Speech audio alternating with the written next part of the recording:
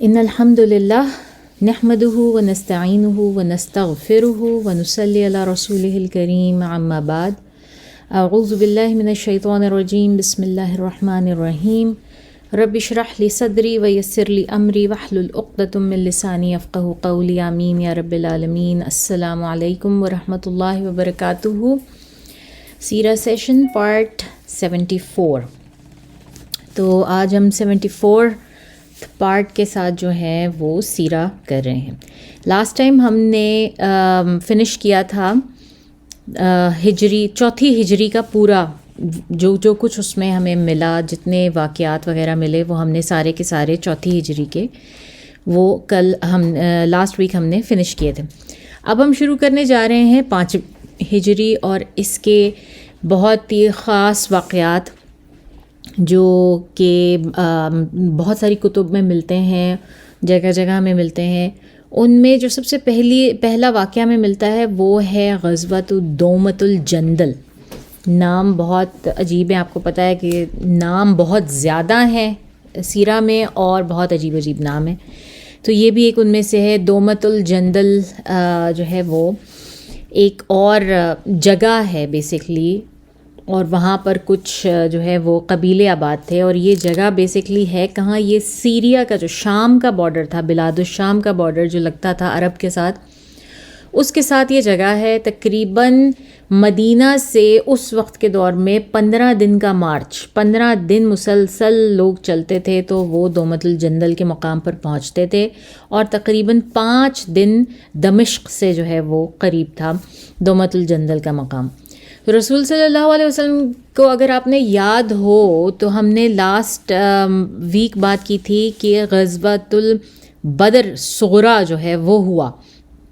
جس میں رسول صلی اللہ علیہ وسلم جو ہے وہ ابو سفیان کے للکارنے پر، ان کے ڈیر کرنے پر جو ہے وہ بدر کے مقام پر اپنے صحابہ کو لے کے دوبارہ پہنچے۔ اگلے سال بھی پہنچے، چوتھی ہجری میں بھی پہنچے،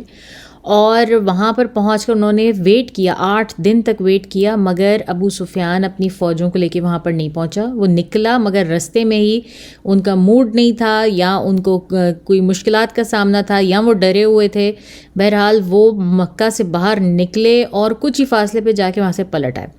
وہ آگے بڑھے ہی نہیں، انہوں نے وہ جنگ لڑنے کے لیے گئے ہی نہیں، جبکہ مسلمان وہاں پر 8 دن تک اپنا قیام کر کے وہاں پہ اپنا کیمپ لگا کے، اور 8ویں دن وہاں سے جو ہے وہ واپس تشریف لائے۔ اس کے بعد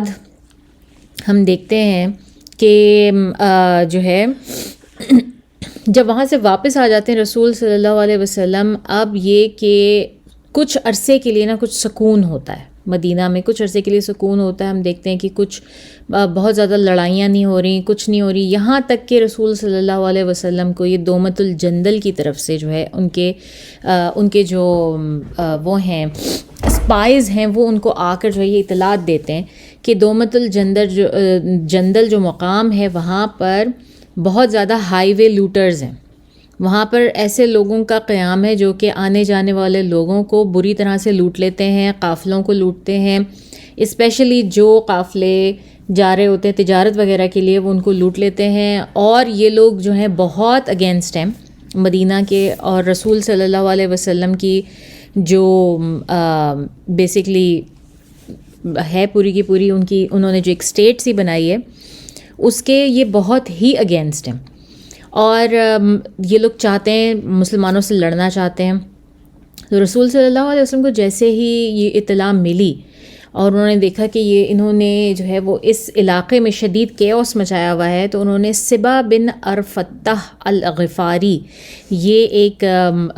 صحابی ہیں جن کا ہمیں بہت زیادہ ذکر نہیں ملتا، ان کو مدینہ کا انچارج بنایا، اور مدینہ کا انچارج بنا کے تقریباً 1000 مسلمان سپاہی لے کر ربیع الاول 5 ہجری میں جو ہے رسول صلی اللہ علیہ وسلم جو ہے اب انہوں نے سپاہی بھی لیے، سارا کچھ لیا، لیکن ان کو رستے کے لیے گائیڈ بھی چاہیے تھا، اور یہ گائیڈ تھا، اس کا نام تھا مذکور، اور یہ بنی عذراہ میں سے ایک شخص تھا جو کہ ان کو گائیڈ کے طور پر وہاں پر لے کے جانے کے لیے تھا۔ اب رسول صلی اللہ علیہ وسلم نے اپنی اس فوج کے ساتھ جو ہے وہ بہت تیزی سے سفر کرنا شروع کیا. یہ لوگ دن کے وقت آرام کرتے تھے بلکہ چھپ جاتے تھے اور رات کے وقت سفر کیا کرتے تھے تاکہ یہ جلد از جلد اور بائی سرپرائز اس جگہ پہ پہنچ جائیں جہاں پر انہوں نے ایکچولی حملہ کرنا ہے, جن لوگوں کے ساتھ لڑائی کرنی ہے. تو جب یہ اپنی رات کے وقت پہنچے, یہ ایک ڈیسٹینیشن کے قریب جو ہے وہ وہاں جا کے پہنچے, تو انہوں نے دیکھا کہ جو وہ ہائی وے لوٹرز تھے, جو انہوں نے اپنا ایک کیمپ سا بنایا ہوا تھا, وہ وہاں سے بھاگ چکی. ان کو اطلاع مل چکی ہے کہ یہ مسلمانوں کی آرمی آ رہی ہے جو کہ ان کے ساتھ برا کرنے والی ہے. تو وہ وہاں سے بھاگ جاتے ہیں اور اپنے مال مویشی جو ہیں وہ پیچھے ہی چھوڑ جاتے ہیں. تو نیچرلی ان کے مال مویشی جو ہیں یہ سب مسلمان ان کو پکڑ لیتے ہیں, ان کو اپنے اس میں لے لیتے ہیں. اس کے بعد دومت الجندل جو جگہ ہے, وہاں کے جو رہائشی ہیں, جب وہاں تک پہنچتے ہیں رسول صلی اللہ علیہ وسلم اپنی فوج کے ساتھ, تو ان کو پتہ چلتا ہے کہ انہوں نے بھی پورا علاقہ خالی کر دیا. لٹرلی انہیبیٹنٹس جو ہیں وہاں کے, وہ اپنا گھر بار سب کچھ چھوڑ کے وہاں سے جا چکے ہیں, اور وہاں پر ان کو کوئی نہیں ملتا, کسی قسم کی کوئی لڑائی نہیں ہوتی, کچھ نہیں ہوتا. اور رسول صلی اللہ علیہ وسلم وہاں پر 5 دن تک قیام کرتے ہیں, اور ان 5 دنوں کے دوران جو ہے وہ مختلف چھوٹی چھوٹی ٹولیاں بنا کے ڈفرینٹ ڈائریکشنز میں بھیجتے ہیں کہ دیکھو کوئی ملے, ان کو پکڑ کے لاؤ اور جو ہے وہ معاملہ طے کیا جائے. مگر کسی بھی ٹولی کو کوئی بھی شخص نہیں ملتا ان سے ریلیٹڈ وہاں پر, اور یہ سب لوگ اس طرح سے بھاگ جاتے ہیں. واپسی میں یہ ہوتا ہے کہ جب یہ لوگ مدینہ کی طرف واپس آ رہے ہوتے ہیں, تو رسول صلی اللہ علیہ وسلم کو ان کے روٹ پر ایک معاہدہ کرنے کا, ایک امن معاہدہ کرنے کا موقع مل جاتا ہے اوینیہ بن حصن کے ساتھ, جو کہ پریبلی وہاں پر ایک اور چھوٹا قبیلہ آباد تھا, اور اس کے ساتھ جو رسول صلی اللہ علیہ وسلم ایک پیس ٹریٹی کر کے, ایک امن معاہدہ کر کے واپس آتے ہیں. اب بظاہر تو اس غزوہ میں یا اس مہم میں کچھ خاص ہوا نہیں, لیکن اس کے بہت اچھے نتائج جو ہیں وہ نکلتے ہیں. اور ان نتائج میں کیا ہے کہ رسول صلی اللہ علیہ وسلم نے ایک طرح سے ایک دھاک بٹھا دی پورے عرب کے اوپر, پیننسولا کے اوپر, یہاں تک کہ جو بدو بھی تھے ان کو بھی یہ پتہ لگ گیا کہ ان کو سبڈیو کرنا پڑے گا, ان کو جھکنا پڑے گا رسول صلی اللہ علیہ وسلم اور ان کی فوجوں کے آگے, ان کی نہیں چلنے والی. اور پھر یہ کہ جو اندرونی خلفشار پیدا ہو رہا تھا فوج کے لوگوں کے درمیان, کیونکہ اب بہت زیادہ مشرکین تھے, مطلب مدینہ میں مشرکین نہیں تھے, منافقین تھے, مہاجرین انصار تھے, جو ایک خلفشار پیدا ہو رہا تھا, اور منافقوں کے دلوں میں وہ اس کو کرب کرنے میں بڑا جو ہے وہ اس سے مدد ملی, کیونکہ لوگوں نے اب سمجھ لیا کہ یہ ہم کھل کے تو اب جو ہے وہ منافقت کر نہیں سکتے, کھل کے ہم آ نہیں سکتے رسول صلی اللہ علیہ وسلم کے سامنے, یہ تو ہماری جان کا مسئلہ ہو جائے گا. اور پھر اس کے علاوہ جتنے بھی جو جیوز تھے ان کا ایک قبیلہ جو ہے اس کو نکالا جا چکا ہے, اور باقی کے جو رہ گئے ہیں جیوز کا ایک قبیلہ جو رہ گیا ہے, ایک قلعہ ان کا جو رہ گیا, وہ اب چاہے فیک ہی کر رہے ہوں, لیکن فیکلی ہی وہ اپنے آپ کو یہ پریٹینڈ کر رہے ہوں کہ جی ہم تو بہت آپ کے ساتھ بہت اچھے ہیں, اور ہم تو ہر طرح کے معاہدات کا جو ہے وہ پاس رکھیں گے. تو ان کو بھی یہ چاہے فیکلی ہی پریٹینڈ کرنا پڑا ہو, لیکن ان کو بھی یہ بات سمجھ آ گئی تھی کہ وہ بھی کھل کے دشمنی نہیں کر سکتے. اور قریش تو ویسے ہی اس سال کیونکہ بھاگ گئے, وہ آئے ہی نہیں لڑنے کے لیے, تو اس سے قریش کی ساکھ کو بڑا نقصان پہنچا, اور مسلمانوں کو اس سے بھی ایک اور پلس پوائنٹ ملا کہ بھائی مسلمان تو بڑے بہادر ہیں, قریش ان کے سامنے کھڑے نہیں ہو سکتے, اس لیے وہ ڈر کے مارے آئے ہی نہیں. تو اس طرح رسول صلی اللہ علیہ وسلم کی یہ ان مہمات پر جانے سے ہم دیکھتے ہیں کہ ہر دفعہ لڑائی ہی نہیں ہوتی, ہر دفعہ خون ہی نہیں بہایا جا رہا, بلکہ ان سے اور دوسرے طرح کے بھی فائدے بڑے حاصل ہوتے ہیں. اور رسول صلی اللہ علیہ وسلم کو ایک وہ جو اپنی ریاست تھی اس کو قائم کرنے میں بڑی مدد ملتی ہے. دوسرا بڑا واقعہ جو سن 5 ہجری میں ہو رہا ہے وہ رسول صلی اللہ علیہ وسلم کا نکاح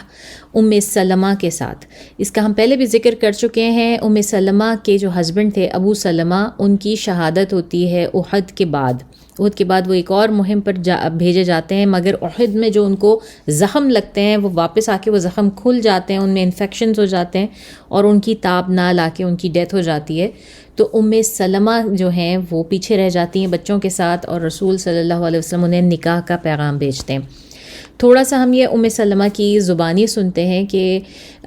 سلمہ نریٹ کرتی ہیں کہ ابو سلمہ جو ہے نا ان سے صرف اور صرف ایک حدیث نریٹڈ ہے رسول صلی اللہ علیہ وسلم سے، صرف اور صرف ایک حدیث ایسی ہے جو کہ ابو سلمہ نریٹ کرتے ہیں ہمیں، اور وہ حدیث جو ہے وہ مسند ہم امام احمد میں ملتی ہے. اور وہ کیا حدیث ہے کہ اور ام سلمہ بیان کرتی ہیں کہ ایک دن میرے ہسبینڈ، میرے شوہر ابو سلمہ جو ہیں وہ گھر تشریف لائے، اور وہ رسول اللہ صلی اللہ علیہ وسلم کے ساتھ جو ہے وہ وقت گزار کر آئے تھے. انہوں نے آتے ہی کہا کہ آج میں نے رسول صلی اللہ علیہ وسلم سے ایک بڑی ہی پیاری بات سنی ہے، اور اتنا میں خوش ہوں، اتنا میں خوش ہوں، یہ اتنی زبردست بات ہے کہ میں چاہتا ہوں میں تمہیں بھی سکھاؤں. تو پوچھتی ہیں ام سلمہ، ان سے پوچھتی ہیں کہ اچھا آپ کیا سیکھ کر آئے ہیں اور کیا کہا. تو وہ بتاتے ہیں کہ رسول صلی اللہ علیہ وسلم نے کہا کہ جب بھی مسلمان کسی قسم کی لاس میں مبتلا ہوں، ان کا کوئی بہت بڑا نقصان ہو جائے، جانی، مالی، ایموشنلی، کسی بھی طرح کا کوئی بہت بڑا نقصان ہو جائے اور وہ بہت بڑے تکلیف سے گزر رہے ہوں،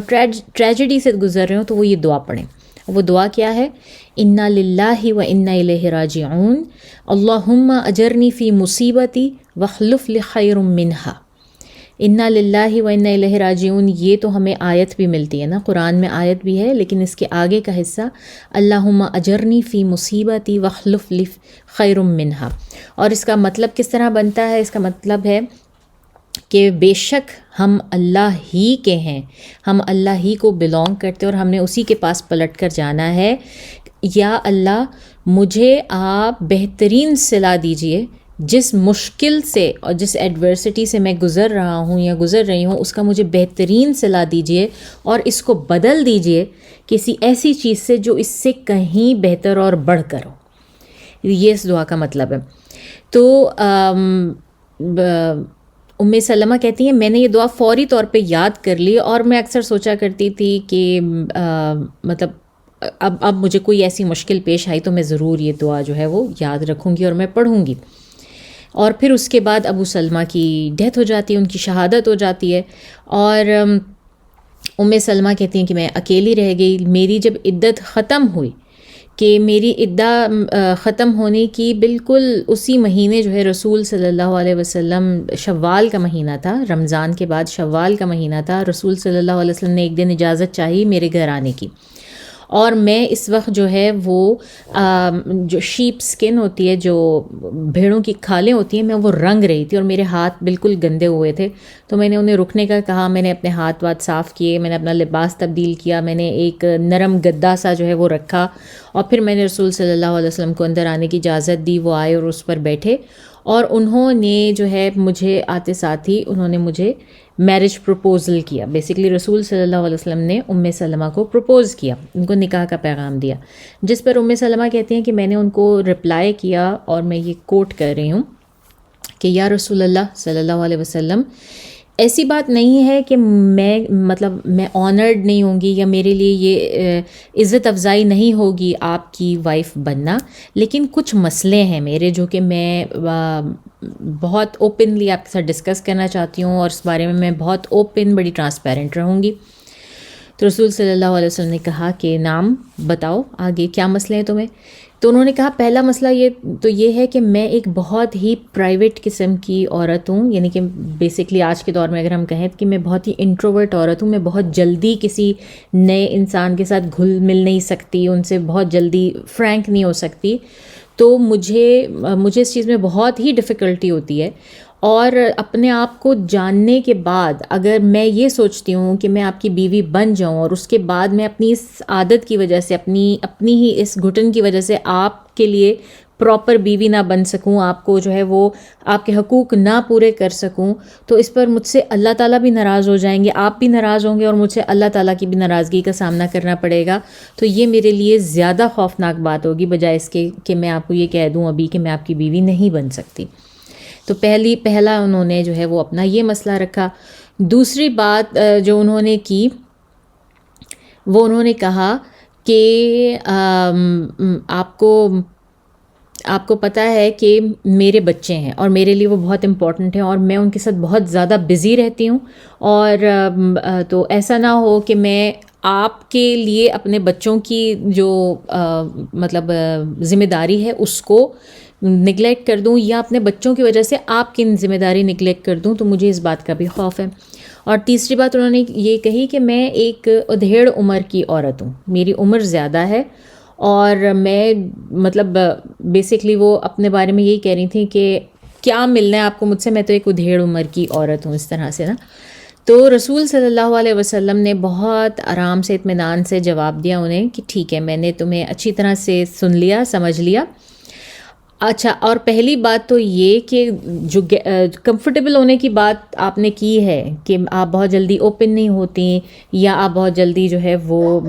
مطلب آپ بہت پرائیویٹ قسم کی خاتون ہیں، تو اس کے بارے میں آپ بالکل فکر نہ کیجیے، اللہ تعالیٰ وہ آپ کے لیے آسان بنائے گا، وہ اللہ تعالیٰ کا کام ہے، وہ اللہ آپ کے لیے آسان کرے گا، میں خود اس کے بارے میں بالکل پریشان نہیں ہوں۔ بیسکلی رسول صلی اللہ علیہ وسلم ان کو بتا رہے ہیں کہ میں خود اتنا اکوموڈیٹنگ رہوں گا آپ کے لیے کہ آپ کو پرابلم ہی نہیں ہوگی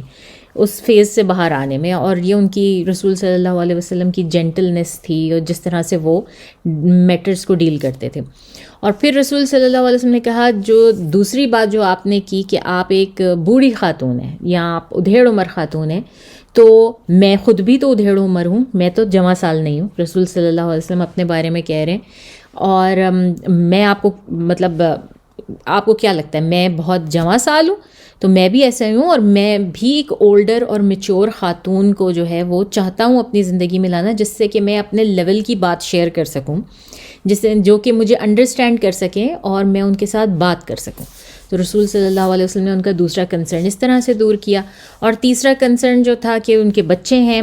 تو اس کے بارے میں رسول صلی اللہ علیہ وسلم نے کہا کہ آپ کو اس کے بارے میں کیا مطلب پرابلم ہے، کیونکہ آپ کے بچے میرے بچے ہوں گے، نہ آپ کو اکیلے ان کو پالنے کی تکلیف کرنی پڑے گی، نہ ان کی پرورش کی، نہ ہی ان کے لیے جو ہے وہ مطلب ان کو براٹ اپ کرنا، یا ان کے لیے سامان مال اور کھانا پینا اس کے لیے، تو آپ اس میں اکیلی نہیں ہوں گی، میں آپ کے ساتھ شامل ہوں گا۔ تو جب ام سلمہ کی تینوں جو ان کے تحفظات تھے وہ رسول صلی اللہ علیہ وسلم نے بڑے اچھے طریقے سے ایڈریس کر لیے، تو اس کے بعد وہ ان سے نکاح کے لیے راضی ہو گئیں، اور پھر وہ یاد کرتی تھیں اس دعا کو جو انہوں نے اپنے شوہر کی وفات کے بعد ان کے سکھانے پر پڑھی، اور کہتی تھیں، اور ان کی وفات کے بعد وہ سوچا کرتی تھیں کہ اللہ تعالیٰ مجھے مطلب ابو سلمہ سے بہتر تو مجھے کوئی مل ہی نہیں سکتا، مجھے کیسے ملے گا؟ مگر ان کو اللہ تعالیٰ کے ان الفاظ کے اوپر بھی پورا یقین تھا، اس دعا پر بھی پورا یقین تھا۔ تو جب ان کا نکاح ہو گیا رسول اللہ صلی اللہ علیہ وسلم سے، تو اس وقت ام سلمہ کہا کرتی تھیں کہ واقعی اللہ تعالیٰ نے مجھے ابو سلمہ سے بڑھ کر اور بہتر اس دعا کی برکت سے ہی جو ہے وہ شوہر عطا کیے، جو کہ رسول اللہ صلی اللہ علیہ وسلم خود تھے۔ اچھا جی، اور اس کے بعد کیا ہوتا ہے 5ویں ہجری میں، یہ ہم نے بات کی شوال کی۔ اس کے بعد ہوتی ہے حسین بن علی رضی اللہ تعالیٰ عنہ کی برتھ، رسول صلی اللہ علیہ وسلم کے حضرت علی کے دوسرے بیٹے حسین بن علی، ان کی برتھ ہوتی ہے، ان کا نام رکھتے ہیں رسول اللہ صلی اللہ علیہ وسلم۔ اور پچھلی دفعہ کی طرح اس دفعہ بھی علی بن ابی طالب رضی اللہ تعالیٰ عنہ، جب ان سے پوچھا جاتا ہے کہ آپ نے کیا نام رکھنا ہے بچے کا، تو وہ کہتے ہیں حرب، اور رسول صلی اللہ علیہ وسلم کہتے ہیں حرب نہیں رکھنا، حسین رکھنا ہے۔ حسین کا مطلب ہے چھوٹا حسن، یعنی کہ بہت خوبصورت، چھوٹا، بہت خوبصورت۔ تو اور علی رضی اللہ تعالیٰ عنہ اپنے ہر بچے کا نام جو ہے نا وہ جنگ و جدال اور تلواروں پہ اور اس کے اوپر رکھنا چاہتے ہیں، اور رسول صلی اللہ علیہ وسلم اس کو بدل کے بڑا خوبصورت بنا دیتے ہیں۔ ان کے بارے میں ہم زیادہ بات نہیں کریں گے، اس لیے کہ یہ ڈیزرو کرتے ہیں پورا لیکچر، پورے سیریز۔ یہ سارے کیریکٹرز جو ہیں، ایون امہات المؤمنین جو ہیں رسول اللہ صلی اللہ علیہ وسلم کی، وہ سب بھی۔ اور انشاءاللہ اس سیریز کے ختم ہونے کے بعد اسی پہ بات کریں گے ہم، دوسرے جو بہت قریبی رسول صلی اللہ علیہ وسلم کے لوگ ہیں ان کی بایوگرافیز پہ، ان کی سیرہ پہ بات کریں گے، اس لیے اس پہ ہم بہت زیادہ ڈیٹیل میں بات نہیں کر رہے حسین بن علی کے متعلق رضی اللہ تعالیٰ عنہ، لیکن کریں گے انشاءاللہ۔ اس کے بعد جو بہت بڑا ایک واقعہ جو ہوتا ہے شعبان میں، 5ویں ہجری کے شعبان میں، اب کافی عرصے تک جو ہے وہ کافی جسے کہہ لیں آپ کہ سکون ہے اس سال، اتنے زیادہ کوئی لڑائیاں جنگ و جدال نہیں ہوئے، جو مہمات گئیں بھی ان میں بھی کوئی خاص مسلمانوں کو کامیابی ہی ہوئی، نقصان کوئی نہیں ہوا۔ تو 5ویں شعبان میں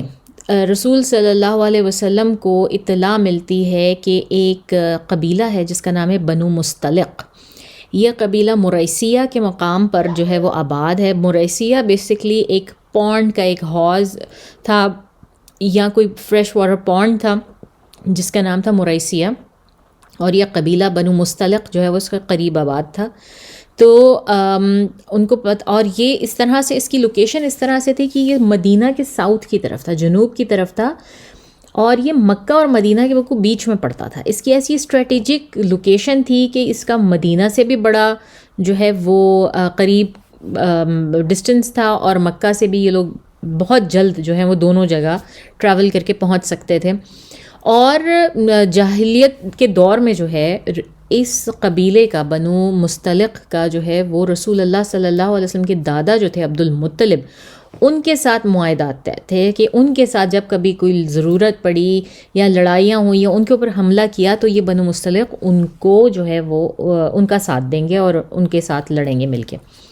تو اب جس وقت اسلام آ جاتا ہے اور قریش مدینہ کے اوپر اٹیک کر رہا ہے تو بنو مستلق جو ہیں یہ بجائے اس کے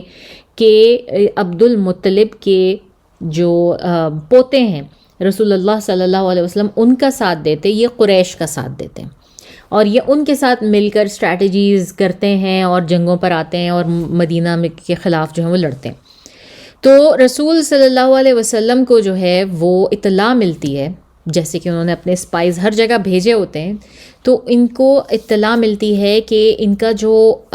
لیڈر ہے بنو مستلق کا جو لیڈر ہے الحارث بن دیرار, یہ شخص جو ہے وہ اپنی فوجیں اکٹھی کر رہا ہے, اسمبل کر رہا ہے, اور یہ ویسے بھی احد میں بھی اور اس باقی جنگوں میں بھی اس نے مدد کی ہے قریشیوں کی, اور اب یہ باقاعدہ جو ہے وہ فوج اکٹھی کر رہا ہے اور مدینہ پر سرپرائز اٹیک کرنے والا ہے کہ کسی وقت ایسے وقت میں آ کے اٹیک کرے کہ مدینہ کے مسلمانوں کو پتہ نہ چلے اور یہ رسول صلی اللہ علیہ وسلم کو خدا نخواستہ شہید کر دیں. تو رسول صلی اللہ علیہ وسلم کو جیسے ہی یہ خبر ملتی ہے تو وہ کیا کرتے ہیں کہ بجائے اس کے کہ فوراً ویسے ہی مطلب ان پہ حملہ کر دیں, چڑھائی کر دیں, وہ اس کو کنفرم کرنے کی کوشش کرتے ہیں. اور وہ کنفرم کس طرح کرتے ہیں کہ ایک صحابی ہیں جن کا نام ہے بریدہ بن الحسیب, ان کو بھیجتے ہیں یہاں پہ بن المستلق اور ان کو کچھ ہدایات دے کے بھیجتے ہیں. یہ صحابی جب جاتے ہیں بن المستلق تو یہ جا کے ملتے ہیں سیدھا اس کے جو لیڈر ہے الحارث اس سے ملتے ہیں جا کے, اور ان کو جا کے کہتے ہیں کہ میں نے سنا ہے کہ بھائی آپ مدینہ کے اوپر کوئی چڑھائی کرنے والے ہیں اور آپ کوئی مطلب کوئی سرپرائز اٹیک لانچ کرنے والے ہیں, تو میں بھی جو ہے نا وہ آپ کا ساتھ دینا چاہتا ہوں, میں بھی ان لوگوں سے لڑنا چاہتا ہوں اور مرنا چاہتا ہوں, تو آپ مجھے بھی اپنی آرمی میں شامل کر لیں. جس پر الحارث بڑا خوش ہوتا ہے, اس کو بھی اپنی ظاہر فوج کے نمبرز بڑھانے ہوتے ہیں, اور ایک واریر اگر آ جائے خود سے آ کے جو ہے وہ کرے کہ جی میں نے بھی لڑنا ہے آپ کے ساتھ, تو پھر وائی ناٹ. تو وہ فوری طور پہ الحارث جو ہے وہ اس سے اوپن ہو جاتا ہے اور کہتا ہے ہاں ہاں بالکل تم ہمارے رینکس جوائن کر سکتے ہو اور ہمارے ساتھ رہو. اب بریدہ کو پتہ چل جاتا ہے اور وہ کنفرم کرتے ہیں کچھ اور بھی ذرائع سے, اور کنفرم کرنے کے ساتھ ہی وہ فوراً اطلاع بھیجتے ہیں رسول صلی اللہ علیہ وسلم کو کہ یہ خبر صحیح ہے, یہ لوگ واقعی جو ہے یہاں پر اسمبلی کر رہے ہیں, سب اکٹھی کر رہے ہیں فوج وغیرہ, اور یہ تیاریوں میں مصروف ہیں. جیسے ہی رسول صلی اللہ علیہ وسلم کو یہ خبر ملتی ہے وہ اپنے 700 صحابہ کے ساتھ جو ہے فوری طور پہ مریسیہ کی طرف پیش قدمی کرتے ہیں. ان 700 صحابہ میں سے 30 ایسے ہیں جو کہ فلی آرمڈ ہوتے ہیں, فلی اوپر سے نیچے جن کے پاس زرہ بھی ہے اور ان کے پاس گھوڑے ہیں اور سارے. یہ 30 جو ہیں وہ صحابی ایسے ہیں جو کہ فلی آرمڈ ہیں. اور وکٹری ان لوگوں کو جو کامیابی ہے نا وہ اتنی کلیئر نظر آ رہی ہے,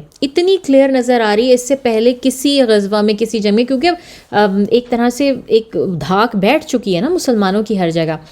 تو یہ اتنی کلیئر ان کو نظر آتی ہے وکٹری اس مہم میں کہ جو مدینہ کے منافق تھے نا, جیسے کہ عبداللہ بن ابی بن سلول جو ان کا سردار تھا اور جو پہلے کسی جنگ میں شامل نہیں ہوئے, مسلمانوں کے ساتھ جنگ احد میں بھی گئے اور رستے سے واپس آ گئے, وہ بھی شامل ہوتے ہیں اس میں. کہتے ہیں ہم بھی جائیں گے, کیونکہ اب سب کو معلوم ہے کہ مسلمان جب بھی جاتے ہیں تو وہ اپنے ساتھ مال غنیمت لے کر آتے ہیں اور وہ بانٹا جاتا ہے انہی لوگوں میں جو کہ جنگ پر گئے تھے. تو اب یہ بھی اس لالچ میں, اور کیونکہ ان کو یہ بالکل ایک ایسے جیسے سٹنگ ڈک, بالکل ان کو سامنے بیٹھی ہوئی ایک بڑی کامیاب مہم نظر آتی ہے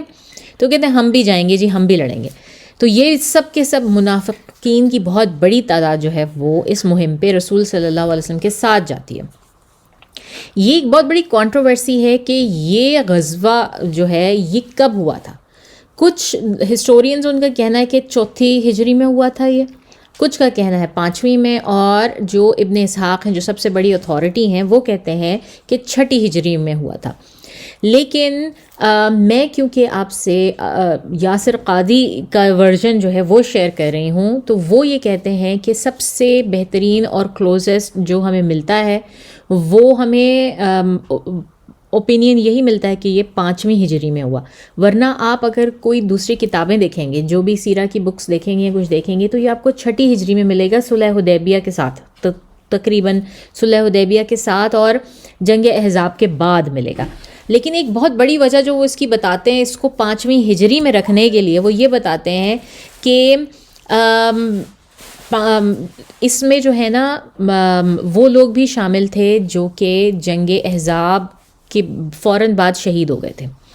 تو اس مہم میں وہ لوگ شامل تھے. ان کی باتیں جو ہیں، جو جس وجہ سے یہ واقعات مشہور ہیں، وہ ان کی احادیث جو ہیں وہ ہمیں ملتی ہیں. تو کیونکہ وہ ان کی ڈیتھ ہو جاتی ہے اور ان میں بہت بڑا نام ہے جو کہ میں آپ کو آگے بتاؤں گی چل کے، تو ان کی ڈیتھ ہو جاتی ہے غزوہ احزاب کے فوراً بعد، بنو قریظہ کے واقعے کے فوراً بعد ان کی جب ڈیتھ ہو جاتی ہے تو وہ کیسے جو ہے وہ اس موقع پر اپنا پوائنٹ آف ویو دے سکتے ہیں، یا ان کی حدیث اس موقع پر کیسے نریٹ ہوتی ہے. اس لیے یاسر قاضی یہ کہتے ہیں کہ بہترین سب سے جو جسے کہتے ہیں نا کہ لاجیکل جو اس کا ٹائم پیریڈ بنتا ہے وہ یہی ہے، وہ 5 ہجری ہے اور شعبان کا مہینہ ہے. 4 ہجری کیوں نہیں ہو سکتا شعبان کا مہینہ؟ کیونکہ 4 ہجری کے شعبان کے مہینے میں تو غزوہ احد، غزوہ بدر صغریٰ جو ہے اس کے لیے رسول صلی اللہ علیہ وسلم کیمپ لگا کے بدر میں بیٹھے ہوئے تھے. تو اس وجہ سے 4 ہجری کی تو بات ہی نہیں ہو سکتی. لیکن 5ویں ہجری جو ہے وہ سب سے صحیح لاجیکل جو ہے وہ اس کا بنتا ہے. تو می پرسنلی میں بھی جو ہے وہ اس کے ساتھ اتفاق کرتی ہوں کہ یہ 5ویں ہجری کا واقعہ ہو سکتا ہے. اچھا جی، اب اس کے بعد یہ ہے کہ اب یہ لوگ وہاں پر پہنچتے ہیں، اسی طرح سے رات کو ٹریول کرتے ہیں رسول اللہ صلی اللہ علیہ وسلم، اور منڈے کی صبح کو جو ہے، جو کہ 2 شعبان بنتی ہے 5ویں ہجرہ کے سال میں، رسول صلی اللہ علیہ وسلم اپنے ان 700 صحابہ کرام 30 گھڑ سواروں کے ساتھ سرپرائز اٹیک کرتے ہیں فجر کے ٹائم پہ. اور یہ لوگ اتنے انپریپیئرڈ تھے، ان کو بالکل بھی اس بات کا اندازہ نہیں ہوا کہ مسلمانوں کی آرمی آ رہی ہے اور ان کو اٹیک کرے گی. کہ یہ صبح اٹھ کے جو نارمل ان کے کام ہوتے تھے نا، کہ لوگ اٹھ کے اپنے جانور چرانے لے کے جا رہے ہیں، یا اپنے کھیتوں کو یا ان کے جو بھی کام ہیں وہ دیکھنے جا رہے ہیں، عورتیں پانی بھرنے جا رہی ہیں، بچے کھیلنے کے لیے نکل رہے ہیں، بالکل ایک نارمل مارننگ والا جو ہے وہ سچویشن تھی. یہ لوگ سب وہ کر رہے تھے جس وقت اچانک سے مسلمانوں نے ان کے اوپر دھاوا بول دیا، اور یہ لوگ بالکل سٹ پٹا گئے. بالکل ان کا کوئی جو ہے نا، ان کو سمجھ نہیں آیا کہ یہ کیا کریں. ان میں سے بہت ہی کم لوگ ایسے تھے جو باہر نکلے لڑنے کے لیے، آرمڈ اپ ہو کر آئے، تقریباً 10 کے قریب، اور وہ 10 کے 10 مارے گئے. باقی کے لوگ قبیلہ چھوڑ کے بھاگ گئے، جو بھاگ سکتا تھا بھاگ گئے. اور بیسکلی مسلمانوں کی طرف سے کوئی خاص نقصان نہیں ہوا. صرف اور صرف ایک صحابی کی شہادت ہوتی ہے، جو کہ وہ بھی ایک فرینڈلی فائر میں، یعنی کہ اپنے ہی ایک صحابی کو لگتا ہے کہ یہ کوئی اور ہیں جو حملہ کرنے آ رہے ہیں، یہ دشمن میں سے ہیں، اور ایک فرینڈلی فائر میں اپنے ہی صحابی کو جو ہے وہ مار دیتے ہیں. اس کے علاوہ مسلمانوں کو کوئی نقصان نہیں ہوتا، بلکہ فائدہ ہی فائدہ ہوتا ہے. کیونکہ اب ان کا جتنا مال و متاع، جتنا ان کے مال مویشی ہیں، یہاں تک کہ بچے، عورتیں، وہ سب کے سب کیپٹیوز بن کر آ گئے مسلمانوں کے پاس. اور بہت بڑی تعداد میں مسلمانوں کو یہاں سے سارا کچھ ملا، اور یہ سب کچھ لے کے مسلمان جو ہیں وہ واپس آ رہے ہیں مدینہ کی طرف. ٹھیک ہے، تو بن المصطلق، یہاں تک کہ ان کا جو لیڈر تھا الحارث بن درار، وہ بھی بھاگ جاتا ہے. وہ بھی اپنی فیملی، اپنے بیوی بچے سب چھوڑ چھاڑ کے سب وہ بھی غائب بھاگ جاتا ہے وہاں سے. اچھا، تو پھر اس کے بعد جو شخص شہید ہوتا ہے مسلمانوں کی طرف سے نا، ان کا نام تھا ہشام بن سبابہ. وہ مسلمانوں کی طرف سے مدینہ میں وہ مہاجر تھے غالباً، وہ شہید ہو جاتے ہیں اس فرینڈلی فائر میں. لیکن ایک سائڈ فٹ نوٹ پہ کیا ہوتا ہے کہ ان کی فیملی کو پتہ چلتا ہے، کہاں مکہ میں ان کی فیملی کو پتہ چلتا ہے کہ جی اس طرح سے وہ ایک فرینڈلی فائر میں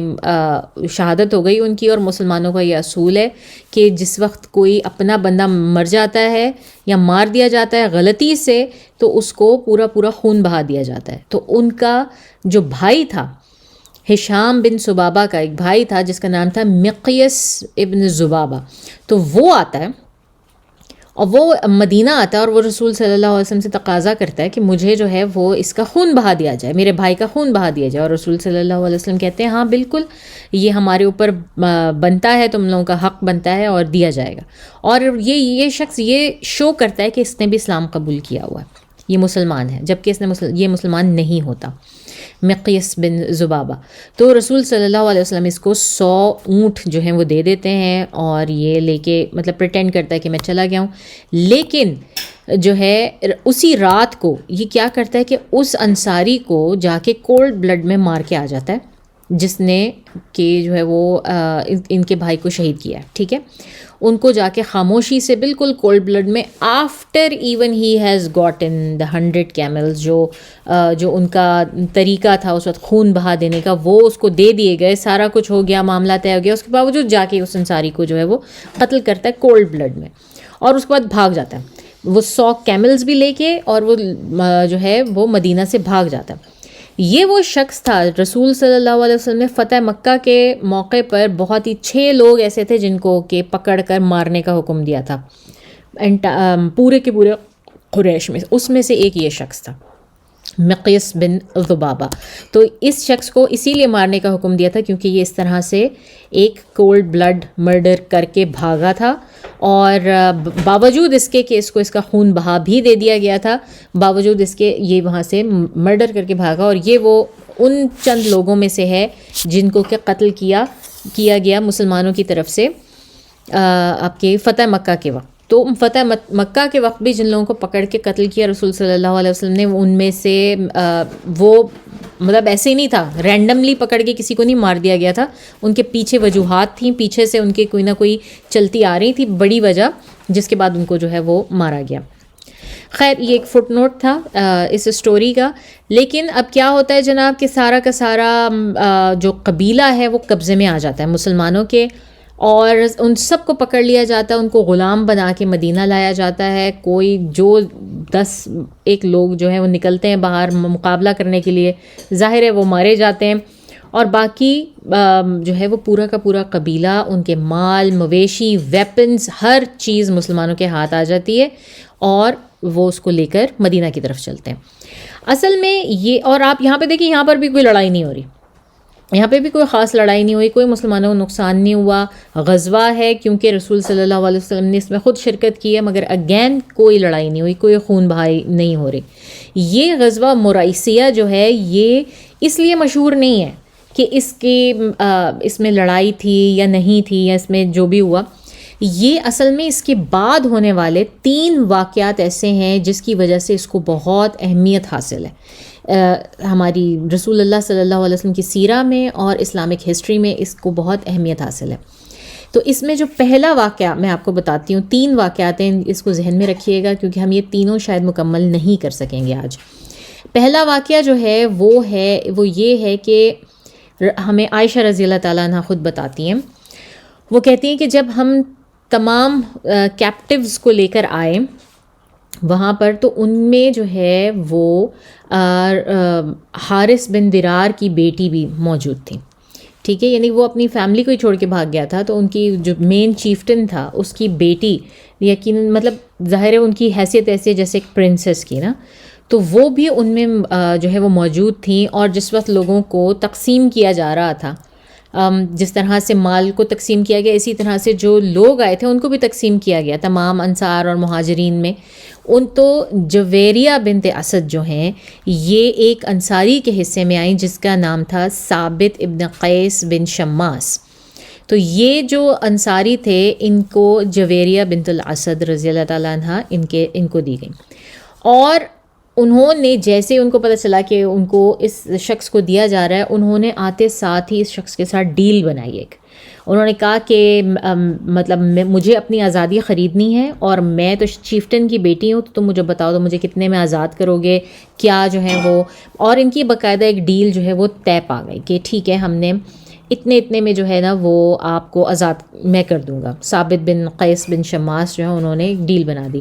اب جویریہ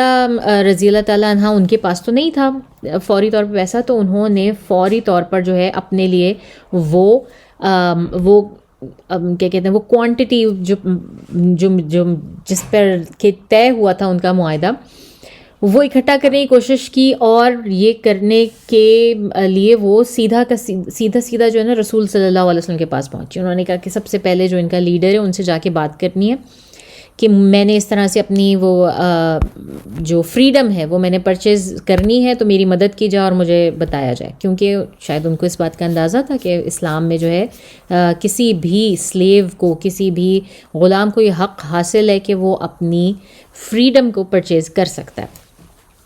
تو یہ جاتی ہیں اور سب سے پہلے حضرت عائشہ رضی اللہ تعالیٰ عنہ کے دروازے پر جاتی ہیں اور دروازہ بجاتی ہیں، اور عائشہ رضی اللہ تعالیٰ عنہ ان کو دیکھتی ہیں، اور وہ کہتی ہیں کہ میں نے ان کو جیسے ہی دیکھا تو وہ بے انتہا حلوتم اللہ، انہوں نے ان کے بارے میں یہ ٹرم یوز کی کہ بہت ہی خوبصورت اور بہت ہی سویٹ جو ہے وہ مجھے یہ نظر آئیں جویریہ جو ہے نا. اور کوئی بھی شخص ایسا نہیں تھا جو ان کو دیکھے، ان سے بات کرے اور ان کی جو خوبصورتی تھی اس سے متاثر ہوئے بغیر رہ سکے. 17-18 سال پرابلی ان کی عمر تھی اس وقت، اور وہ عائشہ رضی اللہ تعالیٰ عنہ کے پاس آئیں اور ان سے مانیٹری ہیلپ یعنی کہ پیسہ وغیرہ ان سے کہا کہ مجھے اس طرح سے اپنی فریڈم پرچیز کرنی ہے اور مجھے رسول صلی اللہ علیہ وسلم سے بات کرنی ہے.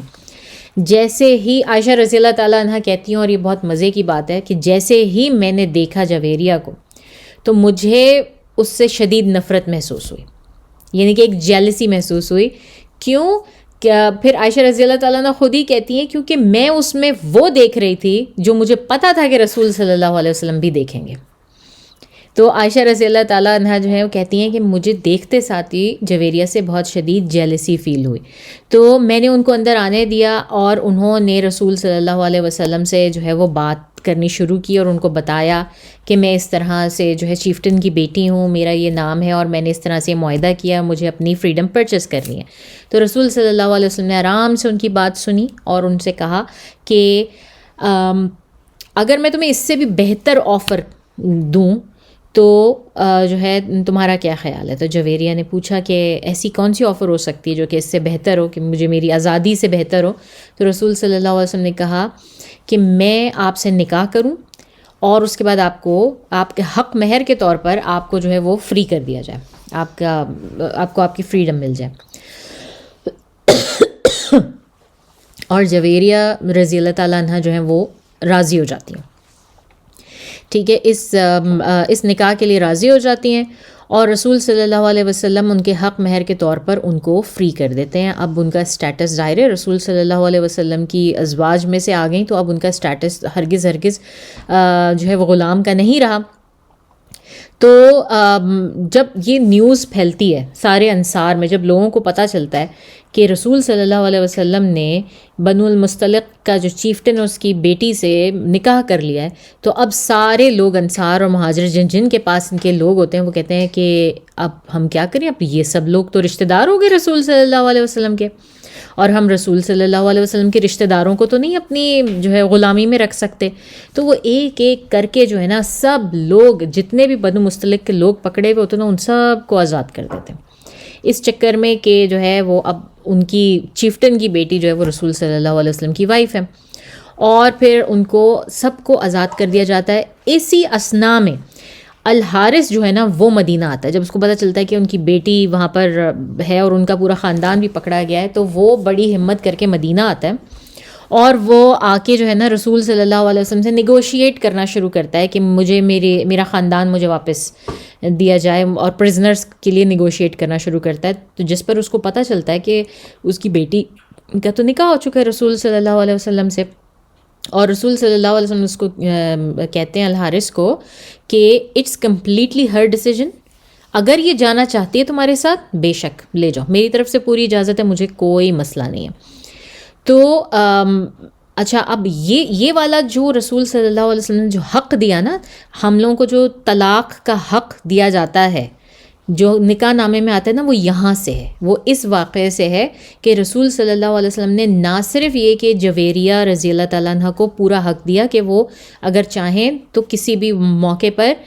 نکاح ختم کر سکتی ہیں، وہ واپس جا سکتی ہیں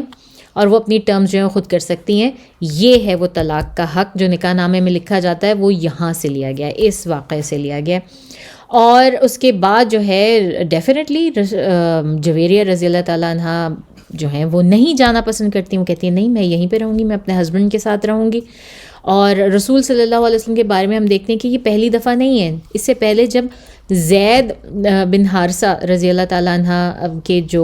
غلام کے طور پر ان کو دیے گئے تھے اور ان کے والدین آئے تھے ان کو ڈھونڈتے ڈھونڈتے، ان کے لیے بھی سیم بات کی تھی رسول صلی اللہ علیہ وسلم نے کہ اگر یہ جانا چاہتے ہیں تو مجھے کوئی اعتراض نہیں ہے، اور پھر انہوں نے خود ہی جانے سے انکار کر دیا تھا. بالکل وہی چیز جویریہ کے ساتھ بھی ہوتی ہے کہ جو ہے وہ جویریہ رضی اللہ تعالیٰ عنہ بھی جانے سے انکار کر دیتی ہیں. تو رسول صلی اللہ علیہ وسلم اب جب الحارث یہ چیز دیکھتے ہیں کہ ان کی بیٹی جو ہے وہ اتنی تعریف کر رہی ہیں اور وہ جانا نہیں چاہتی ہیں اپنے گھر پہ اور وہ آرام سے ہیں اور رہ رہی ہیں، تو وہ انتہائی متاثر ہوتے ہیں مسلمانوں کی حالت دیکھ کے مدینہ میں، اور یہ بھی اسلام قبول کر لیتے ہیں. جب یہ اسلام قبول کر لیتے ہیں تو ان کے پیچھے as a chain re action پورا کا پورا ڈومینو گر جاتا ہے، پورا کا پورا جو قبیلہ ہوتا ہے وہ بھی اسلام قبول کر لیتا ہے. اب مسلمان جو ہیں ایک تو ظاہر ہے کہ وہ رسول صلی اللہ علیہ وسلم کے رشتہ داروں کو اپنا غلام نہیں بنا سکتے، دوسرا وہ کسی غلام جو ہے وہ مسلمان کو، آزاد مسلمان کو غلام نہیں بنا سکتے. اور تو اس چکر میں وہ سب کے سب جو ہیں ان کو آزاد کر دیتے ہیں. نہ صرف یہ کہ ان کو آزاد کر دیا جاتا ہے، رسول صلی اللہ علیہ وسلم الحارث کو واپس اس کے قبیلے کا چیفٹن بنا دیتے ہیں.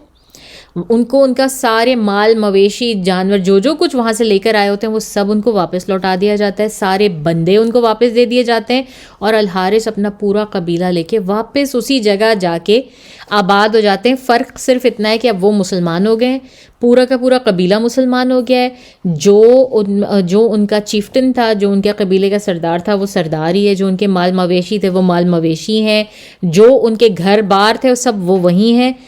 صرف اور صرف یہ کہ یہ سب لوگ مسلمان ہو گئے. اور یہ سب کس وجہ سے؟ ایک عورت کے عقل مندانہ ڈیسیجن کی وجہ سے. حضرت جویریہ رضی اللہ تعالیٰ عنہ کی جو ہے وہ عقل مندانہ ڈیسیجن کی وجہ سے، صرف اور صرف ایک خاتون کی اس ڈیسیجن کی وجہ سے ان کے پورے قبیلے میں اتنی بڑی بلیسنگ آتی ہے کہ کسی کا نقصان نہیں ہوا، بلکہ سب لوگ دگنے تگنے چگنے فائدے میں گئے واپس. عائشہ رضی اللہ تعالیٰ عنہ کامنٹ کرتی ہیں لیٹر آن بعد میں کہ میں دنیا میں کوئی ایسی عورت نہیں جانتی جس نے اپنے قبیلے پر، اپنے لوگوں کے اوپر اتنا احسان کیا ہو، اس کی وجہ سے اتنی برکتیں آئی ہوں جتنی کہ جویریہ ہیں، کیونکہ ان کی وجہ سے جو ہے وہ ان کے قبیلے پر برکتوں کی جسے کہتے ہیں بارش ہو گئی. اور جویریہ رضی اللہ تعالیٰ عنہ جو ہے وہ بھی اپنی بہت ہی پائٹی کی وجہ سے، اپنی حلاوت کی، طبیعت کی حلاوت کی وجہ سے، اپنی رائچسنس کی وجہ سے بہت زیادہ مشہور تھیں. بہت نیک خاتون تھیں جو کہ بہت زیادہ روزے رکھا کرتی تھیں اور بہت زیادہ چیریٹی کیا کرتی تھیں. اور ان سے جو ہے وہ ہمیں حدیثیں بھی ملتی ہیں صحیح بخاری میں اور وہاں سے، کہ دوسری جو کتب ہیں صحاح ستہ کی، اس میں بھی ہمیں ایسی احادیث ملتی ہیں کہ جویریہ رضی اللہ تعالیٰ عنہ جو ہے وہ ایک دفعہ رسول صلی اللہ علیہ وسلم ان کے پاس آئے، جس طرح فرائیڈے نائٹ تھی، تو رات انہوں نے وہاں پہ ان کے گھر پہ گزاری، اور اس کے بعد صبح وہ جس وقت نکلے تو اس وقت جویریہ رضی اللہ تعالیٰ عنہ بیٹھ کے اذکار کر رہی تھیں. اور اس کے بعد سارا دن گزارنے کے بعد رسول صلی اللہ علیہ وسلم شام کے وقت انہوں نے پھر چکر لگایا تو جویریہ رضی اللہ تعالیٰ عنہ وہیں بیٹھی تھیں اور اس وقت بھی ذکر اذکار میں مصروف تھیں. تو رسول صلی اللہ علیہ وسلم نے ان سے پوچھا کہ کیا آپ مطلب صبح سے اسی طرح سے بیٹھی ہوئی ہیں اور صبح سے پڑھ رہی ہیں؟ تو انہوں نے کہا کہ جی بالکل. تو رسول صلی اللہ علیہ وسلم نے کہا کہ کیا میں آپ کو ایک ایسا ذکر نہ سکھا دوں کہ جو آپ نے جتنی دن بھر کی عبادت کی ہے کہ آپ کی وہ ساری کی ساری عبادت جو ہے وہ اس ذکر میں، اس کا ثواب آپ کو اس ذکر سے مل جائے. اور وہ ذکر کیا تھا؟ سبحان اللہ و بحمدہ عدد خلقی رضا نفسی زینت عرشی مداد کلماتی.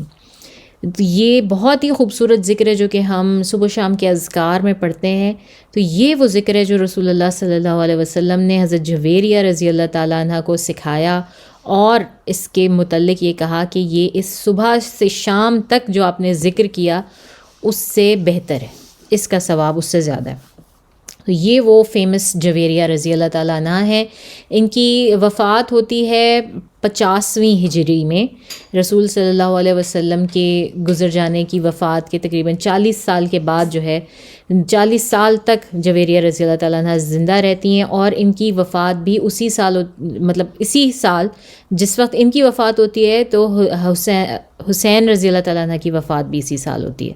تو اس واقعے سے میں نا بہت ساری چیزیں ملتی ہیں. ایک تو جو لوگ اس بات کو بہت اچھالتے ہیں کہ رسول صلی اللہ علیہ وسلم نے تو جناب ان کی خوبصورتی دیکھ کے اور ان سے شادی کر لی، اور وہ تو ایسے ہی شادیاں کرتے جاتے تھے. تو پہلے ہم نے ام سلمہ کی بات کی، اور ام سلمہ جو ہے وہ ادھیڑ عمر کی بیوہ خاتون، بچوں والی، ٹھیک ہے، اور ان میں کوئی ایسی بات نہیں تھی جس کے بارے میں ہمیں کہا جائے کہ بہت خوبصورت تھی، بہت حسین تھی، اور ان کی شادی جو ہے وہ اس وجہ سے ہوئی. رسول صلی اللہ علیہ وسلم نے اس لیے ان کو پیغام بھیجا، صرف اس لیے کہ رسول صلی اللہ علیہ وسلم کے دودھ شریک بھائی کی بیوہ تھیں وہ، اور ان کو ان کا اتنا احساس تھا کہ ان کی فیملی کو جو ہے وہ سہارا دینا ہے، اس لیے ام سلمہ سے شادی کی گئی. اور جویریہ سے یہاں پر، اور اس میں کوئی حرج نہیں ہے، اگر ان کی شکل اور ان کی خوبصورتی نے بھی ان کو مائل کیا تو وہ انسان ہے. رسول صلی اللہ علیہ وسلم انسان ہے، اور انسانوں میں سب سے افضل وہ انسان ہے جو کہ جس کو یہ تمام خواہشات ہیں مگر وہ ان کو اچھی طرح سے کنٹرول کرنا جانتا ہے. تو وہ جو ہمیں لرننگ دینی تھی نا اللہ تعالیٰ نے، وہ اس طرح سے دی ہے. تو بے شک اس میں کوئی حرج نہیں ہے. بہت سارے لوگ ایسے بھی ہیں جو یہ کہتے ہیں نہیں رسول صلی اللہ علیہ وسلم کو تو ایسی کوئی خواہش ہی نہیں تھی، ان کو تو کسی کی خوبصورتی، کسی کا کوئی متاثر ہی نہیں کرتا تھا، اور یہ تو بس مصلحتاً تھی. تو نہیں، یہ بات بھی غلط ہے. جس طرح ہر انسان کو اللہ تعالیٰ نے ڈیزائرز کے ساتھ پیدا کیا ہے، رسول صلی اللہ علیہ وسلم کو بھی پیدا کیا ہے. ہاں وہ ہم میں سب سے افضل ہیں کیونکہ ان کو ان ڈیزائرز پہ سب سے زیادہ کنٹرول ہے. اور ظاہر ہے کہ انہوں نے صرف یہی چیز نہیں دیکھی، انہوں نے اس کے بعد اس کا چین ریاکشن دیکھا کہ ایک خاتون سے شادی کرنے کے بعد اس کا چین ریاکشن کتنا بڑا ہو سکتا ہے. اس وقت کے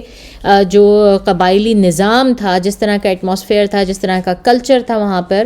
اس کو دیکھتے ہوئے سمجھتے ہوئے رسول صلی اللہ علیہ وسلم کو پورا اندازہ تھا کہ یہ شادی کیا کیا کر سکتی ہے. اور بالکل ایسا ہی ہوا. اور ہم سیرہ میں دیکھتے ہیں کہ جگہ جگہ رسول صلی اللہ علیہ وسلم نے مصلحتاً ایسے ہی ڈیسیجنز لیے ہیں کہ وہ پورے چین ریاکشنز بنے. کہیں پر اگر انہوں نے دیکھا کہ کسی قبیلے کا سردار بہت لالچی قسم کا آدمی ہے تو اس کو مال دیا، اس کو اتنا مال دیا کہ وہ مجبور ہو گیا کہ ہاں بھائی مجھے تو مسلمان ہونا ہی پڑے گا، مطلب کس طرح سے میں ان کو اب انکار کر سکتا ہوں. اور جہاں انہوں نے دیکھا کہ جہاں عزت کی بات تھی اور جو ہے وہ اس طرح سے تھی، تو ان کو عزت دی، ان کو اتنی عزت دی کہ وہ رسول صلی اللہ علیہ وسلم کے ساتھ انہوں نے الحاق کر لیا. تو یہ بھی اسی طرح سے ایک جو ہے وہ رسول صلی اللہ علیہ وسلم کی اسٹریٹجی تھی، ایک کہ جویریہ رضی اللہ تعالیٰ عنہ سے شادی کی، وہ ہماری ام المؤمنین میں سے بنی، اور ان کی وجہ سے ان کا پورا قبیلہ بچ گیا. نہ صرف بچ گیا بلکہ پہلے سے کہیں بہتر حالت میں ہو گیا. ٹھیک ہے. اچھا، اور پھر اس واقعے میں جو بہت بڑی لرننگ، جو ایک اور بہت بڑا پوائنٹ اکثر میں نے لوگوں کو آج کل کے دور میں کہتے سنا ہے کہ بھائی اسلام تو سلیوری کو پروموٹ کرتا ہے، غلامی اس کو پروموٹ کرتا ہے. تو میرا ان سے کویسچن یہ ہے کہ اگر آپ وہ 200 سال پہلے کی سلیوری جو ان کنٹریز میں ہو رہی تھی، جو یورپین کنٹریز میں تھی، جو یہاں پر یہ امریکن کنٹریز میں تھی،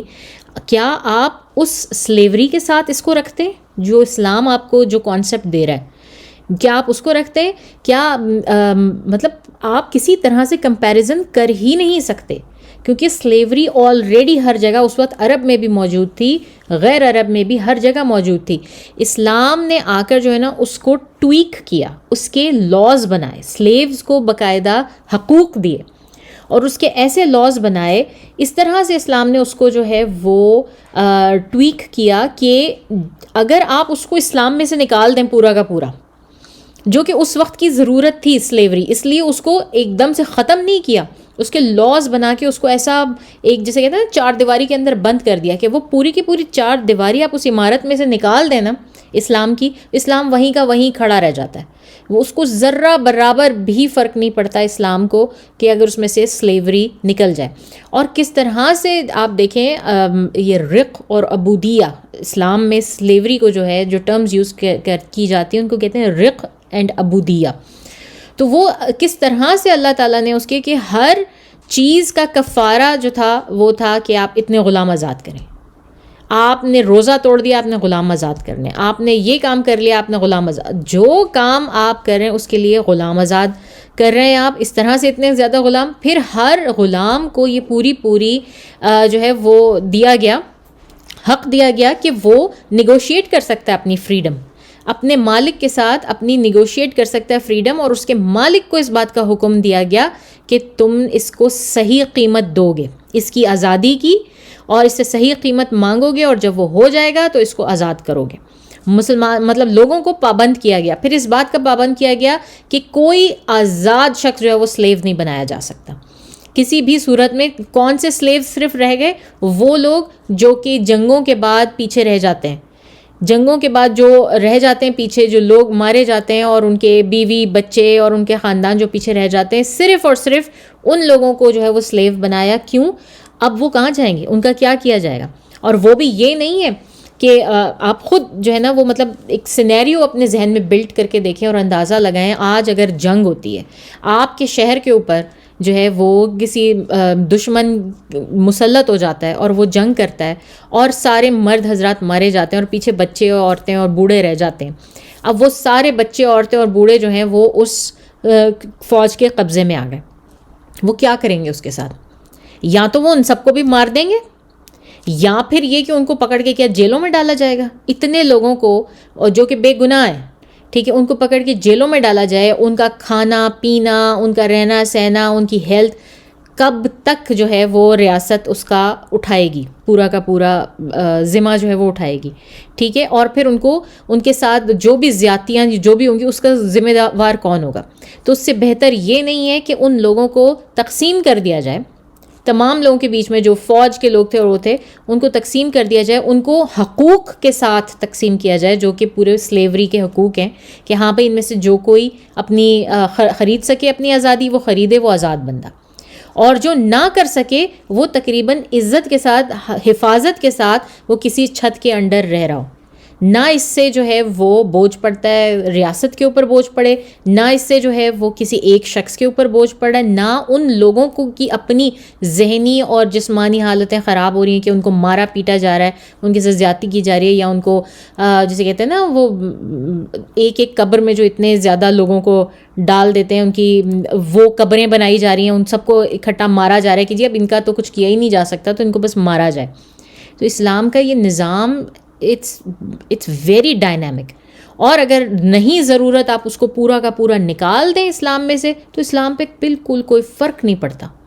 وہیں کا وہیں کھڑا ہے اسلام. اور بالکل مطلب اتنا خوبصورت طریقے سے میں کہتی ہوں, یہ اتنا انجینئس طریقہ اللہ تعالیٰ نے دیا تھا سلیوری کو ختم کرنے کا, جو کہ اب تو ایسا کوئی ہے ہی نہیں. اب تو کہیں پہ کوئی سلیو نظر ہی نہیں آتا, کوئی آپ کو کوئی اسلامک ریاست کوئی سلیو لیتی ہوئی نظر نہیں آتی, کوئی آپ کو کہیں پہ جو یہ والی سلیوری نظر نہیں آتی. لیکن جو اسلامو فوبز ہیں, نہ صرف اسلامو فوبز بلکہ کچھ ایسے مسلمان بھی ہیں جو بہت سوال اٹھاتے ہیں اس طرح کی باتوں کے اوپر. اور پھر آپ یہ دیکھیں یہاں تک پہنچا اسلام کے تھرو یہ سلیوری سسٹم, اور یہ سلیوز اتنے کامیاب ہوئے کہ پوری کی پوری مملوکس کی ڈائنیسٹی بنتی ہے. مملوک کہا ہی جاتا ہے آزاد ہوئے ہوئے غلاموں کو. انہوں نے پوری کی پوری ڈائنیسٹی بنائی ہے مملوکس نے, اور انہوں نے حکومت کی. تو اسلام نے اتنا امپاور کیا ان سلیوز کو Anyways, that was a side tangent. Coming back to the story, واپسی آ رہے تھے مریسیہ سے مدینہ کی طرف جا رہے تھے, تو ہم نے بات کی کہ 3 بڑے واقعات ہوئے تھے جن کی وجہ سے مریسیہ, غزوۃ المریسیہ جو ہے وہ بہت مشہور ہے, جس میں سے ایک کی ہم نے بات کر لی, اور وہ تھا رسول اللہ صلی اللہ علیہ وسلم کا نکاح جویریہ بنت الاسد کے ساتھ, بنت الحارث بنت الدرار کے ساتھ. ٹھیک ہے. اور دوسری بات جو تھی, جب واپسی آ رہے ہیں تو جناب اس کو کہتے ہیں کہ یہ عبداللہ بن ابی سلول سے ریلیٹڈ ہے. عبداللہ بن ابی سلول, جیسے ہم نے بات کی کہ یہ واحد ایسی مہم تھی جس کے اوپر منافقین نے شرکت کی, اور عبداللہ بن ابی سلول بھی گیا اس ایکسپیڈیشن کے اوپر, اور اس نے جو ہے کہا جاتا ہے کہ یہ لوگ جو واپس آ رہے تھے رستے میں, تو ایسا ہوا کہ ایک مہاجر اور ایک انصاری ینگ لڑکے جو ہیں نا, یہ لوگ گئے, یہ کہیں پانی لینے گئے یا تھوڑا سا نا کاروان سے اپنے تھوڑا سا دور ہٹے, پانی لینے کی غرض سے غالباً, یا کچھ لینے کی غرض سے, یا جانور چرانے کی غرض سے, یا کسی کو جانور کو پکڑنے کی غرض سے جو کہ بھاگ گیا کسی بھی وجہ سے. بہرحال یہ تھوڑا سا دور ہوئے اور ان کا آپس میں کچھ جھگڑا ہو گیا. اور جھگڑا جس طرح سے ٹین ایجرز میں جھگڑا ہوتا ہے نا, کہ ایک نے ایک کو ٹانگ مار دی, دوسرے نے گھونسا مار دیا, اور پھر اس کے بعد ان کی لڑائی شروع ہو گئی. اور اس لڑائی کے دوران جو مہاجر تھا اس نے مہاجروں کو آواز دینی شروع کر دی, او مہاجرون دیکھو یہ انصاری مجھے مار رہا ہے, یہ کر رہا ہے. اور جو انصاری تھا ان میں سے, اس نے انصاریوں کو آواز دینی شروع کر دی. اب یہ دونوں جو مطلب 2 گروپس بن گئے مسلمانوں میں, مہاجرین اور انصار کے, اور انہوں نے آپس میں لڑنا شروع کر دیا. ان کی آوازیں بہت اونچی ہو گئیں, اور قریب تھا کہ یہ اپنے جو سورڈز ہیں, ویپنز ہیں, اس کو نکال لیتے اور نکال کے ایک دوسرے پہ حملہ شروع کر دیتے. تو رسول صلی اللہ علیہ وسلم نے سنا ان کے بارے میں, ان کو آواز آئی, اور وہ فوراً باہر آئے اپنے ٹینٹ سے, اور انہوں نے پوچھا کہ بھائی یہ کیا ہو رہا ہے, یہ تم لوگ کیا کر رہے ہو؟ تو انہوں نے بتایا کہ دیکھ آپ کے مہاجروں میں سے ایک نے ہمارے اس کے اوپر حملہ کر دیا, اور مہاجرین میں سے کہہ رہے ہیں کہ نہیں جی یہ جو انصاری ہے اس نے ہمارے اوپر حملہ کر دیا اور یہ ہمیں مارنے کی کوشش کر رہا ہے, اور ہم یہ مسئلہ سالو کر رہے ہیں, ہم جو ہے اس ڈسپیوٹ کو سالو کر رہے ہیں. تو رسول صلی اللہ علیہ وسلم نے کہا عبیدہ الجاہلیہ, کیا تم لوگ واپس پلٹ گئے ہو سب کے سب جاہلوں کی, مطلب جاہلت کے دور میں؟ یہ کون سا طریقہ ہے کہ جو ہے وہ کسی ڈسپیوٹ کو سالو کرنے کا, یہ کون سا طریقہ ہے؟ اور رسول صلی اللہ علیہ وسلم اتنے, جسے کہتے ہیں نا, ان کو کراہت آئی اس فیل سے ان لوگوں کے, کہ انہوں نے کہا کہ اس کے لیے انہوں نے ایک لفظ بھی جو استعمال کیا نا, وہ یہی تھا کہ یہ اتنا کریہ عمل تم لوگ چھوڑ کیوں نہیں دیتے, کہ کب اس سے جو ہے باز آؤ گے؟ یہ سڑا ہوا گلا ہوا نظام جو بالکل کراہیت سے بھرا ہوا ہے, اس کو نکال کیوں نہیں دیتے اپنے اندر سے, باز کیوں نہیں آ جاتے اور چھوڑو اسے, پھینکو. اور رسول صلی اللہ علیہ وسلم نے بالکل کوئی جو ہے نہ ان سے پوچھ نتارے کرائے بٹھا کے آمنے سامنے کہ تم نے اس کو مارا, یا تم نے پہلے کیا, یا تم نے یہ کیا, یا تمہارا قصور, یا تمہارا قصور, کچھ نہیں. رسول صلی اللہ علیہ وسلم نے کہا کہ یہ جہالت, اس کو بند کرو اور بس آگے چلو, موو آن. کوئی بات ہی نہیں سنی. چلیں جی, اب یہ لوگ موو آن ہو گئے, آگے چل پڑے. لیکن جب عبداللہ بن ابی بن سلول اس کے کانوں تک یہ بات پہنچی, یہ بھی اپنے ٹینٹ میں بیٹھا ہوا تھا, اس کے بارے میں ہم بات کر چکے ہیں, یہ اپنے آپ کو ویسے ہی جو ہے وہ ایک بادشاہ سمجھتا تھا, اور اس کو اس بات کا یقین تھا کہ اگر رسول صلی اللہ علیہ وسلم اس کے رستے سے ہٹ جائیں تو نیکسٹ بادشاہ تو یہی ہونے والا ہے. تو اس کو جب پتہ چلا, یہ کچھ زیادہ ہی بھڑکا, اور اس نے اپنے لوگوں کے بیچ میں عجیب و غریب باتیں کرنی شروع کر دیں, اور اس نے اپنے لوگوں کے بیچ میں کہا کہ مطلب بیسکلی فتنہ جو ہے نا, اس نے کہا کہ اچھا تو اب یہ لوگ جو ہیں, یہ صحابہ جو ہیں, یہ جو مہاجرون ہیں, یہ کریں گے کہ انہوں نے ہمارے ساتھ جو ہے وہ نمبرز میں کمپیٹ کرنا شروع کر دیا, یعنی کہ یہ اتنے زیادہ بڑھ گئے تعداد میں مدینہ میں کہ اب یہ ہمارے ساتھ جو ہے مقابلہ بازی لگائیں گے, اور یہ ہمارے ساتھ مقابلے کریں گے. اور پھر اس نے ایک بہت ہی ولگر سا ایکسپریشن, مطلب اس نے ایک مثال سی دی کہ عبداللہ بن ابی سلول نے, کہ یہ تو وہی مثال ہو گئی کہ جیسے کہ آپ اپنے کتے کو خوب کھلائیں, کھلا پلا کے موٹا کریں, اور جب وہ موٹا ہو جائے, تازہ ہو جائے, اور تو وہ اپنے ہی مالک پہ جھپٹے. یعنی کہ بیسکلی وہ کہہ رہا تھا کہ مسلمان اور رسول اللہ صلی اللہ علیہ وسلم نعوذ باللہ ان کی مثال جو ہے وہ ایسے کتے کی ہے، یا جس کو ہم لوگ اردو میں کہتے ہیں کہ سانپ کو ہم دودھ پلاتے رہے اور وہ سانپ ہمیں ہی واپس ڈسے. تو اس نے یہ بہت ہی جو ہے نا یہ مثال دی جو کہ رسول اللہ صلی اللہ علیہ وسلم کے لیے، اور ظاہر ہے ان کے جو صحابہ کرام تھے وہ جس کسی کو بھی پتہ چلی وہ سب کے سب بہت زیادہ انریجڈ ہو گئے. اور پھر اس شخص نے یہ بھی کہا کہ واللہ لقد رجینا ان المدینتی، اور اس نے پورا یہ جو ہے وہ فریز عربک میں کہا کہ جب ہم مدینہ واپس جائیں گے نا تو ہم میں سے جو عزت والے ہیں نا وہ ان بے عزت لوگوں کو یا ان نیچ لوگوں کو نکال کے باہر ماریں گے مدینہ سے. تو یہ شخص عبداللہ بن ابی بن سلول یہ مسلمانوں کے ساتھ رسول صلی اللہ علیہ وسلم کی فوج میں آتا ہے لڑنے کے لیے، اور اس کے یہ جذبات ہیں مسلمانوں کے خلاف. اب یہ بات تو اپنے ٹینٹ میں بیٹھ کے کر رہا تھا اور اپنے ہی جیسے لوگوں کے بیچ میں کر رہا تھا، لیکن ان لوگوں کے بیچ میں ایک بچہ، ایک ینگسٹر ٹینیجر بھی موجود تھا جو کہ اس بات کو سن کے بہت زیادہ جو ہے نا وہ پریشان ہو گیا، اور اس کو بہت زیادہ غصہ آیا، اور انہوں نے کہا کہ میں کیا کروں. اور یہ ینگسٹر جو ہیں یہ فوراً بھاگتے بھاگتے نا، ہاں ان کا نام تھا زید بن ارقم. زید بن ارقم جو ہے اب ان کو سمجھ میں نہ آیا کہ یہ کیا کرے نا، اور یہ کس طرح ظاہری اس کا مقابلہ نہیں کر سکتے تھے، اس کا منہ نہیں توڑ سکتے تھے. تو یہ بھاگتے بھاگتے اپنے ایک انکل کے پاس گئے اور ان کو جا کے بتائی، ساری بات بتائی، اور ان کے انکل نے کہا کہ چلو ہم رسول صلی اللہ علیہ وسلم کے پاس چلتے ہیں. یہ ان کے پاس گئے اور ان کو بھی جا کر جو ہے یہ ساری بات بتائی. تو رسول صلی اللہ علیہ وسلم نے عبداللہ بن ابی بن سلول کو بلایا فوراً اور پوچھا کہ کیا تم نے یہ باتیں کی ہیں، تمہارے مطلب ہمیں ایک آئی وٹنس نے جو ہے وہ بتائی ہیں یہ باتیں، اور تم نے یہ باتیں کی ہیں. عبداللہ بن ابی بن سلول جو ہے وہ قسمیں کھانے لگا، اور اتنی بڑی بڑی اس نے قسمیں کھانی شروع کر دی کہ نہیں میں نے تو ہرگز، میں تو ایسا کر ہی نہیں سکتا، سوچ ہی نہیں سکتا، بول ہی نہیں سکتا. اور اتنی زیادہ اللہ تعالیٰ کی قسمیں کھانی شروع کی کہ رسول صلی اللہ علیہ وسلم نے جو ہے نا اس کی بات مان لی، اس کو کہا کہ اچھا ٹھیک ہے مان لیا، جاؤ، مطلب اس طرح کر دیا. اب عمر رضی اللہ تعالیٰ عنہ وہاں پہ کھڑے ہوئے تھے، اور عمر رضی اللہ تعالیٰ عنہ کہنے لگے کہ یا رسول اللہ صلی اللہ علیہ وسلم اب آپ مجھے جو ہے نا اس کی گردن اتارنے کی اجازت دیں، کیونکہ یہ آدمی اس نے لائن کراس کر دی اور اس نے جو ہے وہ بیسکلی ہمیں موقع دے دیا، اب اس نے ایسا کام کر دیا ہے کہ ہم پہ جائز ہو گیا، ہم اس کی گردن اتار سکتے ہیں. تو رسول صلی اللہ علیہ وسلم نے حضرت عمر سے کہا کہ نہیں عمر، اس کو نہیں مارنا، کیونکہ میں نہیں چاہتا کہ میرے لوگ مجھے میرے بعد یہ کہیں کہ محمد صلی اللہ علیہ وسلم اپنے ہی جیسے مسلمانوں کو مار دیا کرتے تھے یا مروا دیا کرتے تھے. کیوں؟ وجہ اس کی سب سے بڑی کیا وجہ ہے کہ بھائی جو منافق ہے وہ ظاہری طور پہ تو مسلمان ہے نا، تو جس کو نہیں پتہ کہ جو ہے وہ کس حالات میں رسول صلی اللہ علیہ وسلم نے اگر مارنے کا اس کا حکم دیتے بھی تو وہ تو یہی کہتا کہ اچھا یہ تو مسلمان بھی اپنے مسلمانوں کو ہی مرواتے رہتے ہیں، تو یہ تو انہوں نے خوف کی دھاک بٹھائی ہوئی ہے ایک دوسرے کے اوپر. تو یہی بات آتی، کیونکہ کسی کو بھی یہ پروف نہیں کیا جا سکتا، منافقت جو ہے نا وہ پروف نہیں کی جا سکتی کہ کوئی شخص منافق ہے تو اس کو آپ کیسے کسی کے سامنے پروف کریں گے، کیونکہ سب کے سامنے تو وہ اچھا ہی بنا رہتا ہے نا، وہ مسلمان ہی بن کے دکھاتا ہے. تو اس وجہ سے رسول صلی اللہ علیہ وسلم نے کہا کہ میں نہیں چاہتا کہ میرے بعد لوگ یہ بات کریں کہ محمد صلی اللہ علیہ وسلم تو اپنے ہی لوگوں کو، مسلمانوں کو مروا دیا کرتے تھے.